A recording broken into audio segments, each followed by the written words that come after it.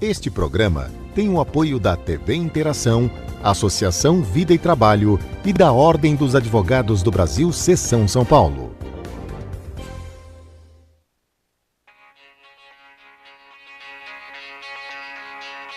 A limpeza urbana representa, em média, a terceira maior despesa dos municípios brasileiros, ficando atrás apenas da saúde e da educação.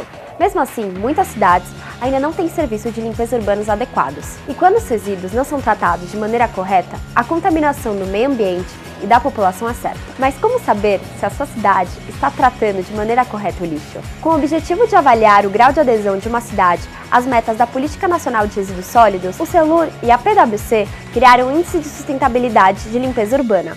Esse índice é a ferramenta que acompanha a evolução dos resultados, do planejamento financeiro e das metas das gestões municipais.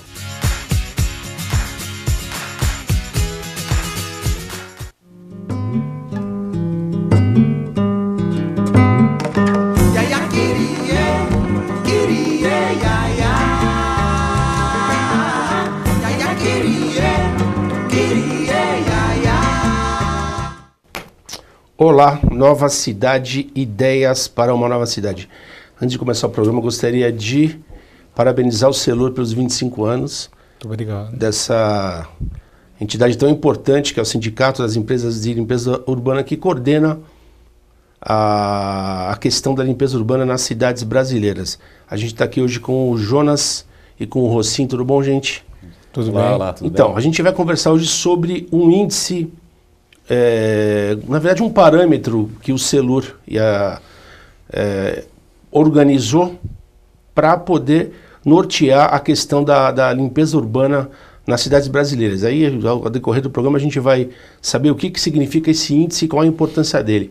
Então, o Rossim e Jonas, gostaria de saber, em primeiro lugar, qual foi a importância da criação desse índice? Bom, a importância da criação do índice é que qualquer atividade que você pretende gerenciar, você precisa primeiro medir. Você tem que ter a capacidade de criar uma referência para você poder entender se está evoluindo ou não está evoluindo e quais são os parâmetros que estão contribuindo para esse avanço. Então esse é o fato de você precisar de uma referência, né? Então você tem a Política Nacional de Resíduos Sólidos e foi buscar então entender e falar, bom, como é que a gente consegue aferir os avanços das cidades em relação o tema limpeza urbana, na ótica, obviamente, da política, né? A primeira etapa desse trabalho foi justamente entender qual seria uma ferramenta adequada para fazer essa aferição. Foi analisada uma série de estruturas, de modelos estatísticos para ver qual seria o mais correto e adequado para isso, para ter, obviamente, ter legitimidade, ele ser algo transparente, aberto, né, e, vamos dizer, correto a ser feito. Então a gente analisou e chegou na conclusão de que a análise fatorial, que talvez mais conhecido é o Índice de Desenvolvimento Humano, é uma análise fatorial. Então podemos dizer que foi desenvolvido como se fosse um IDH, um Índice de Desenvolvimento Humano, mas na ótica da limpeza urbana. Agora, Rossim, o que eu acho importante dessa história da criação do Índice de Sustentabilidade e Limpeza Urbana é que ele você não pode exigir que os municípios tenham uma postura X ou Y se você não tivesse essa radiografia, não é isso? Quer dizer... que na verdade veja, a Política Nacional de Resíduos Sólidos, ela exige uma série de elementos. Desde a questão da destinação adequada, né, eliminação dos lixões, toda a questão da coleta seletiva, da reciclagem, da logística reversa, da redução da geração de resíduos e tudo mais. Então, assim, são diversas frentes. E aí, obviamente, para o gestor público e para a sociedade também você tem uma dificuldade, muitas vezes, com uma gama tão grande de ações, por onde começar, para onde priorizar, de que forma organizar tudo isso. E mais do que isso, você também trazer os elementos econômicos para essa discussão, porque muitas vezes a gente fala muito do que tem que ser feito, mas precisa ter um ambiente econômico para que isso tenha realmente o resultado esperado e que tenha os incentivos tanto para as entidades públicas, como para a sociedade, como para a indústria. Todos estarem alinhados também nessa questão econômica. Então, essa é a ideia do índice, justamente trazer num elemento só toda essa lógica e facilitar, obviamente, o entendimento das interdependências desses temas. Agora, Você falou do Plano Nacional de Resíduos Sólidos. O que você tem hoje em relação à adesão a esse plano dos municípios brasileiros? A maioria adere de maneira adequada, precária? Qual é essa radiografia que você faz para a gente, assim? Olha, na avaliação do índice, os resultados eles demonstram que as cidades têm pouco avançado dentro da implementação da política, né? Os resultados, assim, isso a gente já esperava, né? Que por as próprias informações do Sistema Nacional de Informações de Saneamento, que você tem lá informações como que praticamente metade do resíduo gerado ele é destinado de forma inadequada, que você tem o problema dos lixões. Então, o resultado realmente não é um resultado muito bom. O Brasil ainda está ainda em níveis que precisam avançar muito mais para implementar a política. No entanto, é possível identificar os caminhos, né? Você consegue identificar cidades que avançaram, outras que não avançaram. E eu acho que essa é a ideia de você ter uma referência, é justamente trazer as boas práticas, os exemplos, entender como é que é a relação da atividade, como é que é a relação das estruturas econômicas que apoiam essa atividade, enfim. Então acho que faz parte do processo de desenvolvimento, você entender bem das informações, né? Conseguir trabalhar com elas para justamente você ir ajustando essa gestão para um caminho. Agora, a gente está falando do índice que vocês criaram, o Celur criou. Como é que a gente faz para acessar, para a gente avançar na conversa, Jonas? A pessoa que quiser ter acesso a esse estudo que vocês fizeram, o acesso é público, é isso? O acesso é público, tem a maneira tradicional, que seria o papel impresso. A gente tem a disponibilidade. Se a pessoa tiver interesse, manda e-mail, a gente pode enviar para a pessoa que tem interesse o manual impresso. Mas também, de uma maneira mais digital, moderna, a gente também dá acesso ao público no site do Celur, www.celur.com.br. Vai ter um link discriminando lá onde que pode clicar. Clicando lá, você faz o download do material e vai ter acesso às tabelas das cidades, as respectivas notas e todas as outras informações que fazem parte do SLU.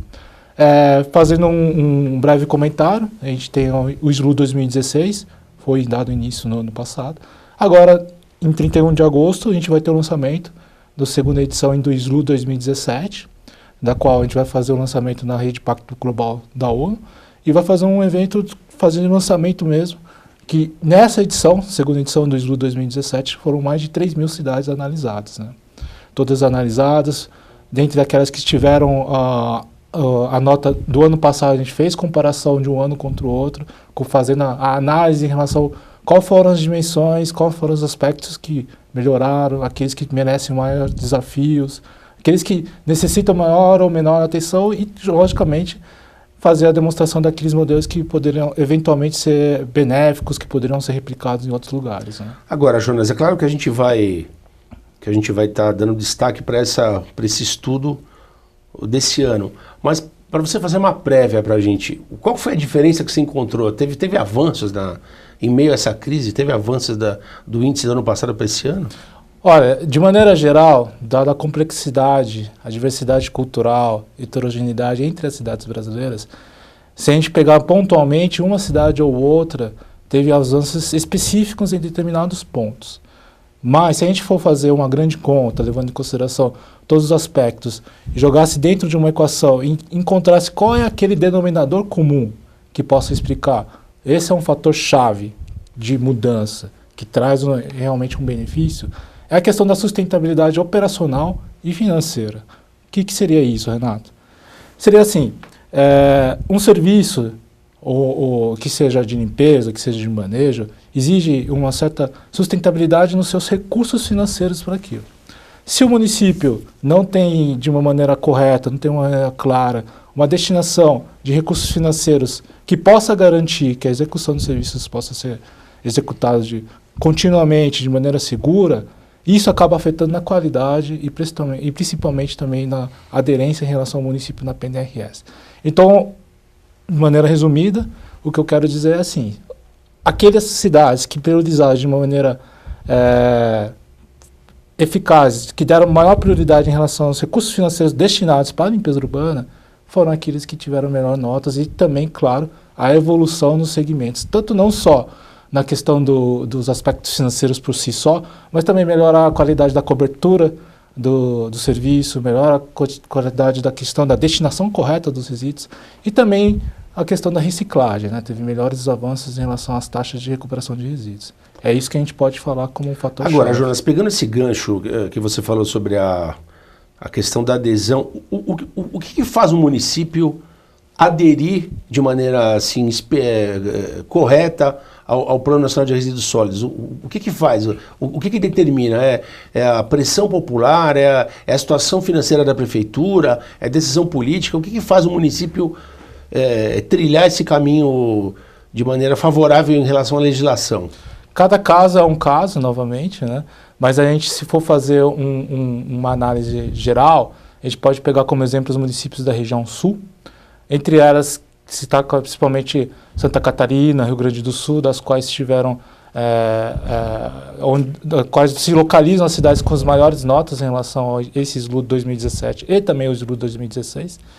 E a gente percebe que, como você bem disse, Renato, o fator cultural, a população engajada em relação ao tema, a população cobrando em relação às autoridades públicas, maior qualidade em relação ao serviço, melhor eficiência em relação à prestação, ou a melhor eficiência também em relação a como é feito a educação da população nos resíduos sólidos. Também o que pode também destacar é a maneira como a autoridade pública, os policymakers, lidam com o tema, né? Porque nem sempre o prefeito, nem sempre o gestor público tem a noção, real noção, qual é o tamanho, a complexidade em relação ao tema, né?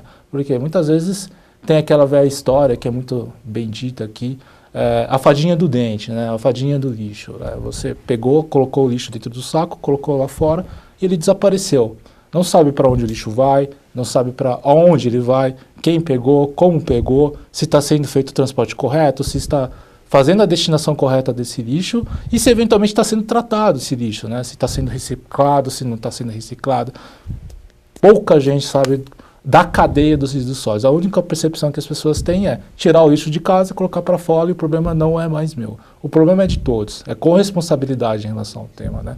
Então, seja a população, a autoridade pública, a própria imprensa, nesse caso, né, fazendo uma maior destinação, melhor tratamento em relação ao tema, uma elucidação em relação à complexidade da cadeia de resíduos, né? Ok. Bom, programa Nova Cidade de hoje, entrevistando o Celur e especificamente sobre o índice que eles criaram para nortear a questão da limpeza urbana no Brasil. A gente está esperando a divulgação do índice desse ano para a gente aprofundar mais esse assunto tão importante. Agora, Rocim, a gente sempre, a conversa antes do programa ela é sempre interessante. A gente estava conversando ali fora sobre a questão de como aquela esperada adesão à reciclagem ela não acontece. Você estava me falando, que eu achei muito interessante, legal para todo mundo aqui ficar a par da história. Como, por exemplo, a coisa é mais complexa do que a gente imagina. Você estava falando sobre a questão da commodity, como as commodities interferem na adesão a relação à reciclagem. Eu queria que você falasse sobre esse tema para a gente, que é muito interessante. Então, quando a gente fala de reciclagem, é dado luz bastante na questão da oferta dos materiais, né? Então, quer dizer, toda essa parte de coleta seletiva, que obviamente é correta, veja bem, você tem que criar esse comportamento, essa cultura na sociedade. Mas às vezes pouco se fala do lado da demanda, quer dizer, a indústria, de fato, tendo a atratividade de você utilizar esses materiais do ponto de vista econômico, né? A reciclagem, os materiais recicláveis, esses insumos, eles vão concorrer com as commodities, eles vão concorrer com o petróleo, eles vão concorrer, né, com esses insumos, de forma que, quando você tem, por exemplo, o que está acontecendo hoje, nesse momento que o preço do petróleo está em baixa, mas já esteve em alta, você vai ter, obviamente, uma atratividade muito mais de você buscar o petróleo em si do que você ir atrás do plástico, vamos dizer, reciclável, o que seja, né? Então, essas questões precisam ser discutidas, né? Porque você tem que trazer, o governo tem que trazer os incentivos para justamente criar as condições econômicas de você ter vazão desse material. Tem que se preocupar na questão da escala, na questão da logística desse material. os países que têm altos índices de reciclagem, eles têm grandes subsídios do governo, justamente para poder contrabalancear essas flutuações de preço que acontecem, essa concorrência com outros Quer dizer, insumos. assim, traduzindo para o pessoal que está em casa, numa situação, por acaso, que a gente está vivendo agora no Brasil, de uma crise econômica, quer dizer, a tentação para você simplesmente comprar, usar o petróleo in natura é muito maior do que você ter que, para conseguir esses materiais, você tem que reciclar. Quer dizer, é mais barato você comprar o petróleo do que você tem que reciclar para conseguir o plástico, por exemplo. Não, então, o que acontece é que justamente você tem que criar os incentivos. Precisa ser feito. E a política nacional, ela por si só, ela tem toda uma exigência com relação à logística reversa, que é correto. Ela traz essa... Mas tem que ir além. É preciso ver as questões tributárias. Se você está, às vezes o material reciclado está sofrendo de diversos tributos em cima, que talvez poderia ser reavaliado isso, para tornar ele, de uma certa forma, mais ter uma concorrência melhor, mais ideal com as commodities. Então, é preciso também colocar outras ferramentas econômicas para gerar esse ambiente, que é o que outros países fazem. Entendeu? Acho que a gente tem bons exemplos em outros países em relação a isso e tem que ser incorporado aqui no Brasil. Acho que isso é uma coisa para a gente poder dar um passo de fato nesse sim, mas tema. quer dizer, a coisa é muito mais complicada do que a gente pensa, né?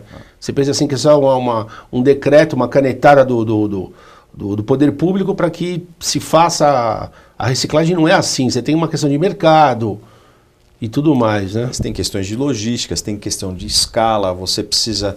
Se você tem um ambiente informal, você vai ter uma dificuldade muito maior para trabalhar, justamente para gerar as escalas econômicas que você precisa. Então você tem que realmente buscar trabalhar na logística, trabalhar na questão da formalidade desse setor, trabalhar nas questões tributárias, né? Trabalhar obviamente nos acordos setoriais que estão sendo discutidos e tudo mais com relação à logística reversa, para justamente um conjunto dessas interfaces que de fato vai fazer com que essa questão avance, né? Então a gente tem que observar a questão da oferta, que é corretíssima, né? Do comportamento humano, nosso comportamento com relação ao resíduo, de separar e tudo mais, mas a gente precisa também buscar isso também, esse apoio da estrutura econômica para viabilizar isso tudo, né? Agora, a gente voltando à questão do serviço de limpeza urbana, Jonas, perguntaria para você, o que você tem de maneira geral de cidades atendidas pela limpeza urbana no Brasil? Qual a porcentagem dos municípios que são atendidos de maneira assim efetiva com a limpeza? Bom, efetividade é um parâmetro muito abstrato. A gente virar e falar o que é efetivo para você pode ser efetivo. Sim. É um pouco diferente do que pode ser efetivo para o Rocinho ou para mim. Eu acho que o que a gente pode analisar é atender os mínimos parâmetros em relação a um determinado parâmetro, no caso da PNRS, né? A gente, pegando o próprio exemplo do SLU, 2017, a média do SLU entre as cidades analisadas, que é em torno de 3 mil cidades, ela ficou em torno de 0,65, 0,64.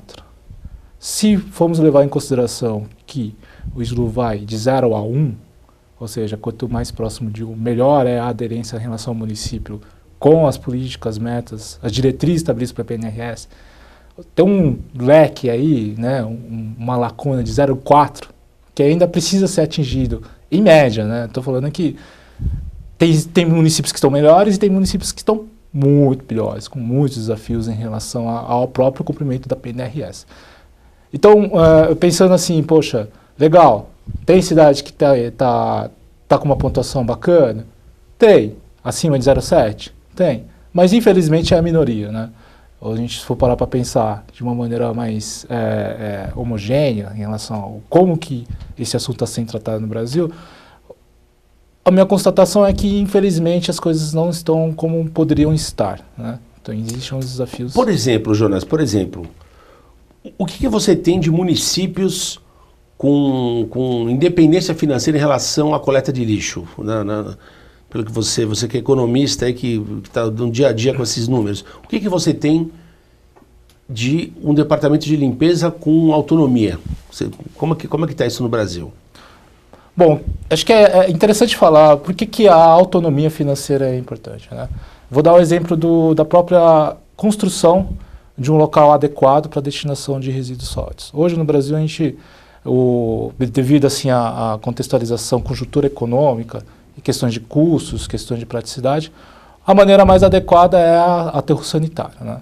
O aterro sanitário, para aqueles que não conhecem, é uma obra complexa de engenharia, da qual você tem que fazer todo um isolamento do terreno, você tem que fazer a preparação do terreno, você tem que fazer uma manta que possa isolar, que possa fazer o controle do churume, da decomposição no resíduo sólido, para que aquele churume não acabe penetrando no solo e inviabilizando a utilização do solo, fazer o controle, pegar o tratamento desse churume e poder fazer uma destinação adequada desse churume. Eventualmente você pode pegar o gás que é gerado da decomposição e utilizar como energia elétrica feita pela emulsão desse gás. Ou seja, tem todo um planejamento por trás dessa construção que, sem um apoio financeiro, que não é só apenas a implantação desse aterro sanitário, né? O custo da operacionalização desse aterro também tem. Não, por exemplo, o metrô, o usuário pega o metrô e paga lá para poder utilizar o metrô, o ônibus, assim como outros serviços públicos desse tipo de modal. No caso do aterro, não. As pessoas pensam que é só construir o aterro e está legal. Infelizmente não. O investimento, a gente teve fazendo uma reportagem, estava presente Caieiras, ali em Caieiras, que é a estrutura fantástica. Foi fantástica e é complexa e custa grana. Para você ter aquilo ali, né, que é o esperado, mas tem dinheiro. E a gente já teve uma entrevista aqui com o presidente Márcio Mateus falando em relação a essa constante tendência no Brasil, não, vai parar a coleta. Pô, quer dizer, o cara investe, que não é só o aterro, tem ali caminhão, tem pessoal, quer dizer, a pessoa investe para ter uma paralisação, quer dizer, é complicado, viu? É complicado, justamente, por exemplo, se a gente for pegar essa conjuntura atual, mais ou menos de 2013 para cá, da qual principalmente os recursos dos estados, que são principalmente dependentes dos royalties, dos petróleos, e esses preços, justamente como o Rossin falou, teve a queda do preço do petróleo, e consequentemente isso afetou as finanças desses estados, desses municípios que são dependentes dos royalties, e fez com que, consequentemente, com a queda da receita desses municípios, fizesse que os municípios, de maneira escalar, tivesse que cortar os serviços públicos que esses serviços fornecem. Por quê? Porque caiu o preço do petróleo, caiu o repasse do royalties do petróleo para o município ficou sem dinheiro e começou a cortar custo. O que foi cortar? Resíduos sólidos. Serviços de limpeza urbana, entre outras também com serviços públicos, mas também principalmente resíduos sólidos. E isso acabou afetando a população, que no caso a população acaba tendo um menor acesso em relação à cobertura desses serviços, consequentemente também afeta a própria entidade privada que atua. No caso das cidades que tem a entidade pública atuando, acaba afetando eventualmente funcionários, né? Funcionários que são dependentes em relação ao pagamento também, então acabam sendo afetados. Então tem um efeito cascata aí, que por causa de uma conjuntura econômica, que não deveria, né? Porque por um serviço contínuo, essencial para a manutenção da solubilidade da população, da manutenção das condições de meio ambiente, não deveria ter esse tipo de volatilidade. Se você fica, a gente já conversou isso aqui em outras ocasiões, a questão fica caótica. Você, lixo na rua, volta a barbárie, né? Renato, você tem que ver a questão do orçamento municipal como se fosse um condomínio de um prédio. Você chega lá, você tem um prédio, você tem um condomínio. O condomínio é para pagar uma série de serviços que são feitos dentro do prédio. Para te dar um exemplo, onde eu moro, eu não tenho hidrômetros em cada apartamento. Vem uma conta de água para o condomínio como um todo. Ou seja, todo mundo paga a mesma coisa. O que acontece quando você tem essa estrutura, que é que nem quando está tudo dentro do orçamento municipal? Quando você tem um problema de escassez hídrica, como aconteceu em São Paulo, que você tem toda uma necessidade de reduzir o consumo, né, de água, numa situação dessa que a conta é para todo mundo, é tudo igual, os incentivos bem complexos, porque você vai tentar trazer talvez por incentivos de educação, de conscientização, para as pessoas reduzirem o consumo. Mas pouca efetividade tem. Agora, pega, por exemplo, a energia elétrica, que é por apartamento, né? O que acontece? Você tem uma escassez hídrica também, você tem que ligar as térmicas e o preço vai aumentar, rapidamente, como as contas são individualizadas, você muda teu comportamento. Então esse é um dos desafios do resíduos sólidos, é justamente essa individualização da cobrança para você poder trabalhar no começo dessa cadeia, que é justamente a redução da geração, como prevista na própria política, né? Então só vai conseguir ter esse avanço a partir do momento que realmente tem essa relação direta do que você gera com o que você paga. Por outro lado, isso daí também traz equidade para o sistema. Porque, por exemplo, voltando ao exemplo do condomínio da água, não é justo eu reduzir meu consumo d'água tendo o vizinho, talvez que não o faça, ou eu moro só apenas eu e minha esposa, e o vizinho tem 4, 5 pessoas e paga a mesma coisa. Não é justo.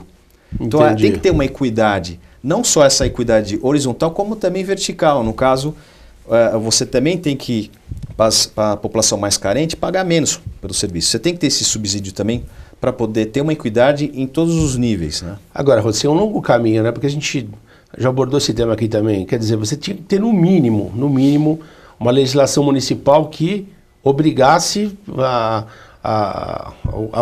os condomínios terem uma edição individualizada. Quer dizer, é um longo caminho ainda a percorrer. Veja, mas é o caminho correto. Sim. Para você trazer os incentivos reais e trazer as mudanças reais, você vai ter que atacar e analisar o resíduo sólido como se ele fosse uma outra utility, né? Quer dizer, como se ele fosse um outro serviço, como água, você tem luz, você tem telefone, você vai ter resíduos sólidos. Você tem que ter visto dessa forma, como se fosse uma outra conta, para justamente você trazer os incentivos corretos e ter um ambiente justo, Renato. Acho que esse é o ponto importante. Eu acho que você tem que trazer justiça, obviamente, para como você paga pelo serviço que você utiliza. Ok. Bom, gente, nosso tempo já está se esgotando. Jonas, queria que você falasse como última pergunta que eu deixo para você, em relação, um dos quesitos para a composição do índice é a dimensão R, que é o reaproveitamento do que é descartado. Como que está isso no Brasil? Chega a ser até um pouco de piada, né? Se a gente for fazer uma comparação com os países aí que tem um modelo muito interessante, né? Sei lá, por exemplo, o Japão, uma Alemanha e tantos outros exemplos localizados na Europa, eventualmente algumas cidades nos Estados Unidos também, tem muitos bons exemplos. Brasil, a gente está muito aquém, né? Um pouco, talvez por falta de engajamento da população, talvez um pouco por falta de consenso em relação aos gestores públicos em relação ao tema, talvez também em relação às entidades privadas que, pela lógica, não vai ofertar um produto que fica muito mais caro. Eu vou vender um produto que fica muito mais caro e o meu concorrente está vendendo um produto que está utilizando um material que não é reciclável, mas é muito mais barato e está levando todo o mercado. A lei de um mercado e oferta é clara, não tem incentivo nenhum eu como produtor fazer esse tipo de produto reciclável, utilizar o produto reciclável para vender, para disponibilizar para a população. Então, a gente acaba tendo um reflexo isso principalmente nos números, né, disponibilizados pelo Sinis, e a gente acaba tendo, consequentemente, um reflexo no SLU e constatando, infelizmente, que é um desafio que a gente não está nem na discussão de como os americanos, como os europeus fazem em relação ao tratamento de resíduos e como está se criando uma nova indústria em relação à reciclagem. Não. A nossa discussão em relação ao tema é muito mais primária, né? Enquanto lá o pessoal está falando de uma revolução 4.0, 3.0, não sei o que, da indústria, não sei o que, tecnológica, a gente ainda está meio assim...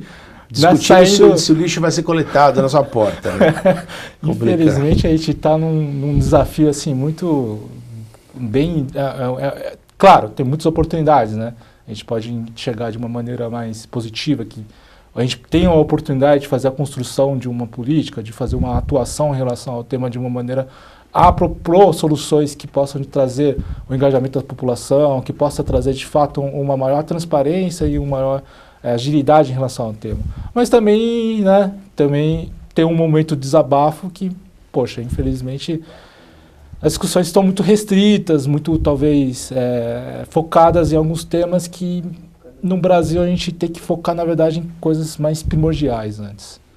Bom, Rocim e Jonas, obrigado pela presença. Estamos aqui para isso, para melhorar, para ver se a gente consegue dar um empurrão nesse panorama. Tá bom, gente? Obrigado pela presença e o programa Nova Cidade volta semana que vem. Muito obrigado.